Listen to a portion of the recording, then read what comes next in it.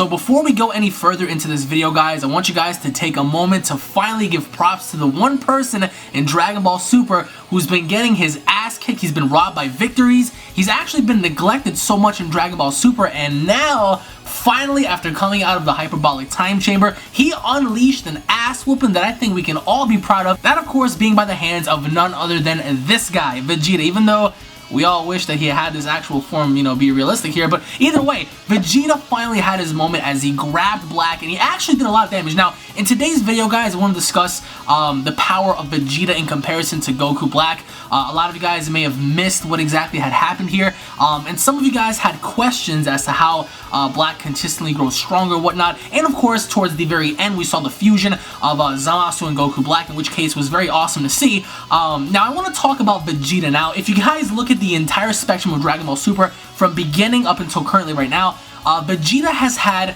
huge improvements as to a character overall.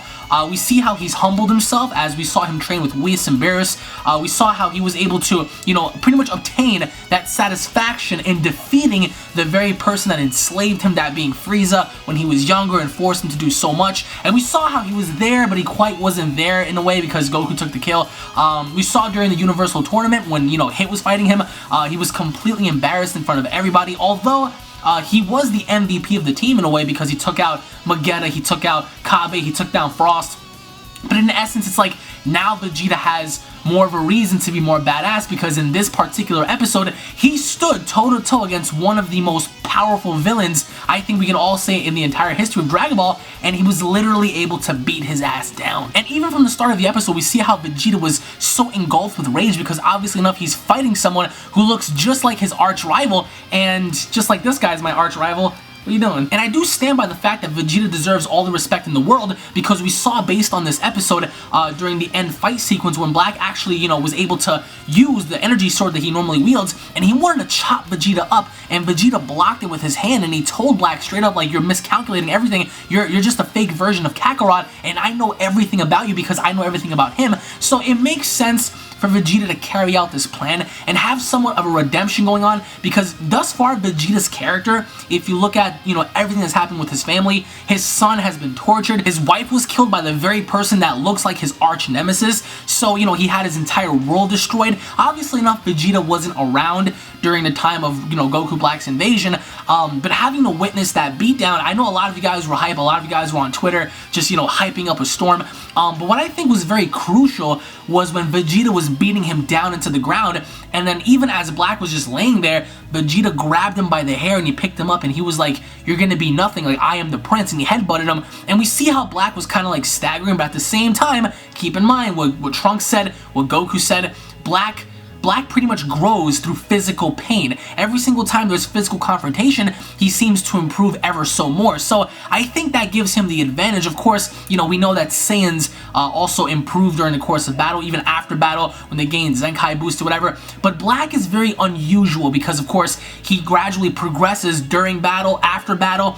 And we even saw Black, how he was a little, like, you know, struck at awe because as he saw Vegeta, you know, beating him up, he was just like, I never knew you had this kind of power. Like, where did this come from? So, you know, it's a mistake on Goku Black and Zamasu's part for ultimately allowing Vegeta and Goku to escape back into the past. I think this is like the second or third time they've been trying, like, time traveling in and out, so it's just like, it's their mistake for allowing Vegeta to get to that point, but I think it's overall good development. However, what really sucks about the fact, knowing the fact that how strong Vegeta is now, I don't think that Vegeta as a standalone character is going to make a difference going up against the fusion of Merged Zamasu. Obviously enough, we saw how they look. They look absolutely incredible. They have Goku Black's, you know, overall, like, gi with his sleeves. We see Zamasu's overall, like, overcoat or whatever, so he looks pretty badass. And also, if you guys go ahead and pause it during, like, the very ending of the preview, we see how there are, like, little white sparks going around. So obviously enough, I think that, you know, they've retained somewhat of that god ki that Black had, and by retaining that ability and retaining the ability of immortality with Zamasu and stuff, it's going to create a very formidable foe. And I think that at some point, and I don't know if it's just me here, but I think that, you know, public enemy number one in a way isn't going to be Goku, Vegeta, the Supreme Kai, Bulma. I think Zamasu's primary target at first, after he fuses and whatever, I think it's going to be Gowasu.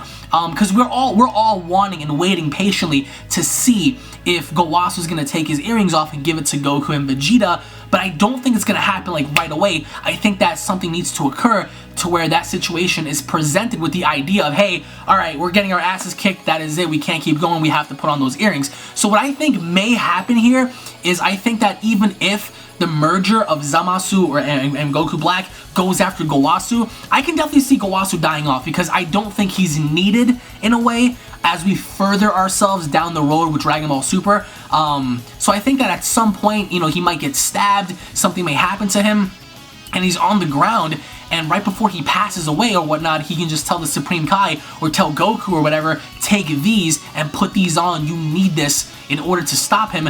And so, you know, even with the time ring, Gowasu has a time ring as well. So now we have, technically, we have 2 time rings in the picture here. We have the time ring that Goku Black has, and we have the time ring that Gowasu has. So what does that mean? It simply means that if I was in the show, I would definitely murder one of them and take the ring and just time travel. You know, there are 2 time rings involved here.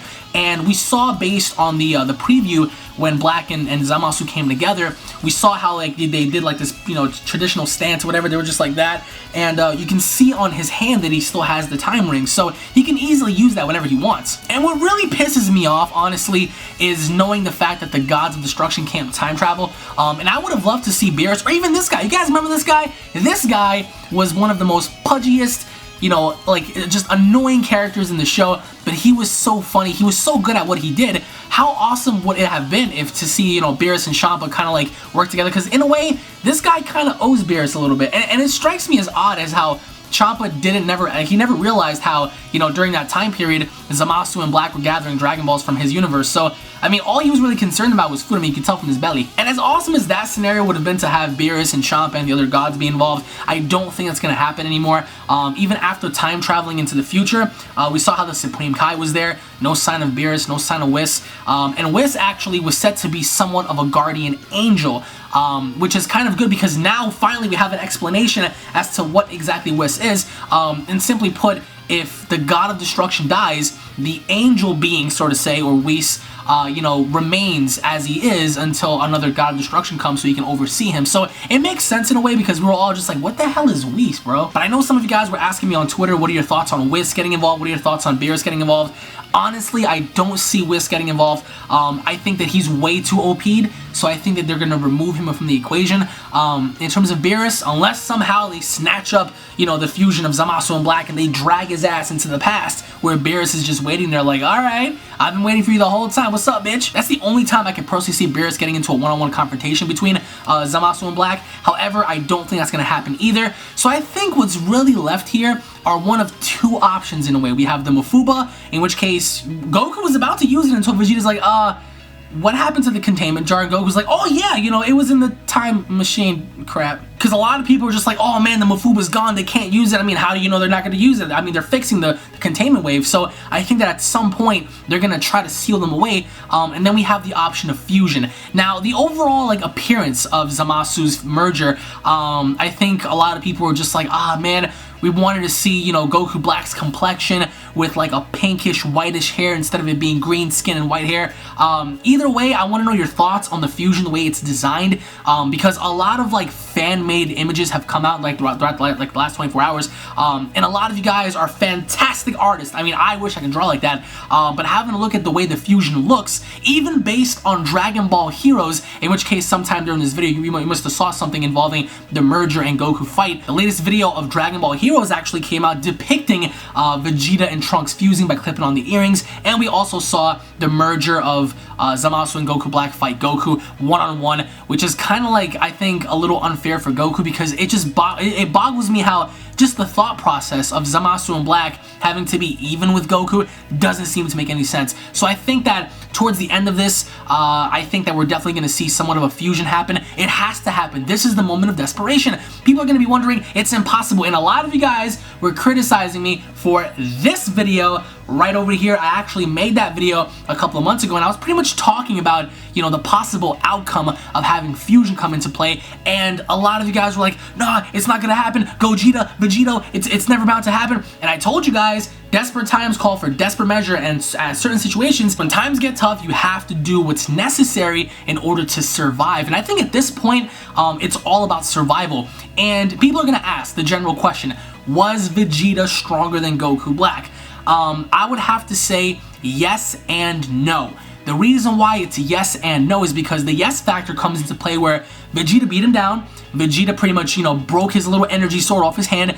Black wasn't able to do much at all during like the ending portion of that fight, of that battle. But I do think that the reason why he isn't also as strong as we all want to make him out to be is because Black at the very end, he wasn't really damaged at all. I mean, surely he was a little tired, but he was still throwing down with Vegeta. He was still standing there. And he was just like, all right, I'm ready for whatever you got. So in essence, if Vegeta was that strong, as Wes pointed out in Resurrection F, Vegeta needs to take the fight serious. I mean, obviously enough, just like Frieza, when we saw him demolish Frieza, he could have done the exact same thing. He could have demolished Black and then attempted to fully kill him off and rid him right then and there, but he didn't do so. Obviously for plotline purposes, but I think that in a way Vegeta is stronger, but in another way he's not, on Black's level yet in a way, because keep in mind Black improves at a rapid level. And does anybody want to notice something about Goku Black is the fact that he's like a prison enemy. Like, this dude walks up to everybody and anybody and he just starts ice picking people, like just stabbing them in and out. He just comes up behind you, snatches you up, and then just ice picks you. So, Black reminds me of like a prison enemy because that's his style in a way. I mean, it's pretty cool to see an enemy show up and instead of just, blasting you away, he just shows up, yokes you up, and he just starts like stabbing you and stuff. So hashtag ice pick. But there are a bunch of comments that I'm looking at right now that I'm going to go ahead and read, and I was reading them all last night. A lot of you guys, I would have to say 95% of you guys were very happy based on the result of this episode, with like 2% complaining about spoilers, obviously enough. I mean, every episode has its flaws in a way, but this episode was executed very well, and I think that, towards the finale of this arc, I still think that in an essence the Mafuba technique will be used, especially if they're immortal, and the fact that they have fusion going on. If we don't see fusion of Goku and Vegeta, then you can rest assured the only other option at this point is going to be Mafuba. I can't think of any other option for them to revert to. They can't really bring Beerus into the future because, Gowasu and the Supreme Kai are currently there. If by some chance Gowasu dies and the earrings go away, given the circumstance that, the earrings are no longer in existence or they don't come into play, then fusion may not happen. So towards the very end, I'm thinking that if fusion does not happen, Mafuba will. But in a way, I wasn't kind of digging the way the fusion looked in a way, just because of his green skin. I get why they did it, but I would have much rather preferred some of the fan-made stuff with like the regular, complexity of Black, and just like their overall like just gi attire being different and like just having like pinkish white hair. Combining Super Saiyan Rose and Zamasu's like white mohawk, it'll only make sense to have, pinkish like white hair going on. So it was pretty cool. But I want to know your thoughts down below as to what you guys believe is going to happen. And I want to know your thoughts on Vegeta. So this video is going to be primarily on Vegeta. Notice how I wasn't talking about Trunks.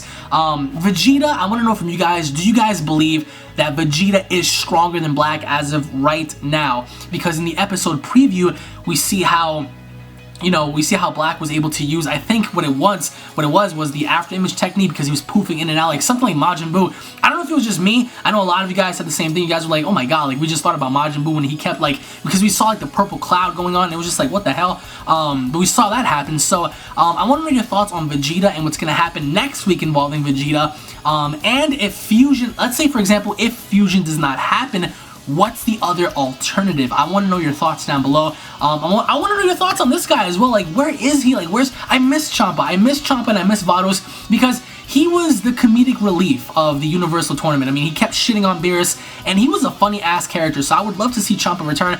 Obviously enough, when the Omniverse Tournament happens, we're going to see him, but as of right now, sadly enough, he's not here. And I want to know your thoughts on the upcoming arc. Like, what do you think it might be? Is it going to be the Omniverse Tournament? Is it going to be something else? So I want to know your thoughts on that. Thank you all for watching. As always, I greatly appreciate it, guys. If you guys are new to the channel, don't forget to subscribe for more awesome daily videos. In case you guys enjoyed the video, make sure to finger that like button. Let me know what you guys think. I'm always curious to know your feedback, good feedback, bad feedback, whatever it might be. Thank you all for watching. As always, God bless you all, and I'll be seeing you all in the next video. And of course, Dragon Ball Xenoverse 2 is coming out in like, what is it, 2 days? Holy shit. So the open challenge is out there. Anybody who wants to throw down, It's gonna get really crazy. It's gonna be real nasty. I'm looking forward to fighting all of you, teaming up with you guys. So thank you all for watching. My love to you all, and I'll be seeing you all down in the comment section below. Take it easy, guys. Peace.